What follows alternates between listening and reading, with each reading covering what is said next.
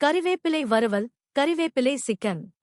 இந்த சுவையான உணவை எளிதாக எப்படி தயாரிப்பது என்று பார்ப்போம். கறிவேப்பிலை வறுவல் என்பது ஒரு கிராமிய மற்றும் மிகுந்த சுவை கொண்ட தென் இந்திய கோழிக்கறி உணவாகும். இந்த உணவிற்கு தேவையான பொருட்கள்: கோழி, மஞ்சள் தூள், சிவப்பு மிளகாய் தூள், இஞ்சி பூண்டு விழுது, உப்பு, எலுமிச்சைச் சாறு, கறிவேப்பிலை, காய்ந்த சிவப்பு மிளகாய், கொத்தமல்லி விதைகள், சீரகம். படி 1. கோழியை ஊறவைத்தல்.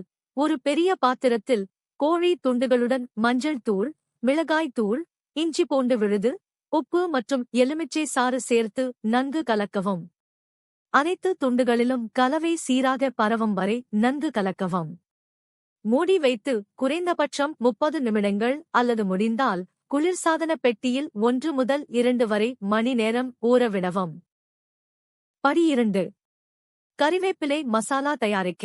ஒரு உலர்ந்த கடாயில் காய்ந்த மிளகாய், மல்லி விதைகள், சீரகம், கருப்பு மிளகு, சோம்பு, ஏலக்காய், கிராம்பு மற்றும் பட்டை ஆகியவற்றை நடுத்தர குறைந்த தீயில் வாசனை வரும் வரை லேசாக வறுக்கவும். கவனமாக இருங்கள், அவை கரிந்து விடக்கூடாது. அவற்றை சற்று ஆறவிடவும். படி 3. வறுத்த மசாலா பொருட்களுடன் புதிய கறிவேப்பிலை, இஞ்சி, பூண்டு மற்றும் சின்ன வெங்காயம் ஆகியவற்றை ஒரு கலக்கி அல்லது உணவு செயலி ஃபுட் ப்ரொசெசர் இல் சேர்க்கவும். சுமார் 1/4 கப் தண்ணீர் சேர்த்து மென்மையான அல்லது சற்று கரகரப்பான பசையாக அரைக்கவும். அரைப்பதற்கு தேவையெனில் மட்டுமே அதிக தண்ணீர் சேர்க்கவும். படி 4. அடிகனமான கடாயில் அல்லது பாத்திரத்தில் சமையல் எண்ணெயை மிதமான தீயில் சூடாக்கவும். கடுகு சேர்த்து வெடிக்க விடவும். பிறகு உளுத்தம்பருப்பு சேர்த்து லேசாக பொன்னிறமாகும் வரை வறுக்கவும். படி 5. கறிவேப்பிலை கொத்தையும் கீறிய பச்சை மிளகாயையும் சேர்க்கவும். வாசனை வரும் வரை சில நொடிகள் வதக்கவும். படி 6.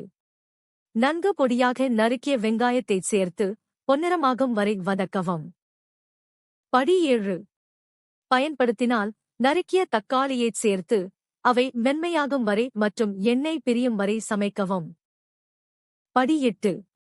தயார் செய்த கறிவேப்பிலை மசாலா விழுதை கடாயில் சேர்க்கவும். பச்சை வாசனை போகும் வரை, எண்ணெய் கடாயின் ஓரங்களில் பிரியும் வரை மசாலாவை 5 முதல் 7 வரை நிமிடங்கள் தொடர்ந்து கிளறி வதக்கவும். படி 9. பானில் ஊற வைத்த சிக்கனை சேர்க்கவும். மசாலாவுடன் நன்றாக கலக்கவும். சிக்கன் முழுவதும் மசாலா பூசப்பட்டிருப்பதை உறுதிப்படுத்தவும். படி 10. சுமார் 1/4 முதல் 1/2 கப் தண்ணீர் கோழியை வேக வைக்கவும், அடி பிடிக்காமல் இருக்கவும் போதுமானது மற்றும் தேவையான அளவு உப்பு சேர்க்கவும். ஊறுகாயில் ஏற்கனவே உப்பு இருக்கும் என்பதை நினைவில் கொள்ளவும். பாத்திரத்தை மூடி குறைந்த முதல் மிதமான தீயில் 15 முதல் 20 வரை நிமிடங்கள் அல்லது கோழி முழுமையாக வெந்து மென்மையாகும் வரை சமைக்கவும். படி 11.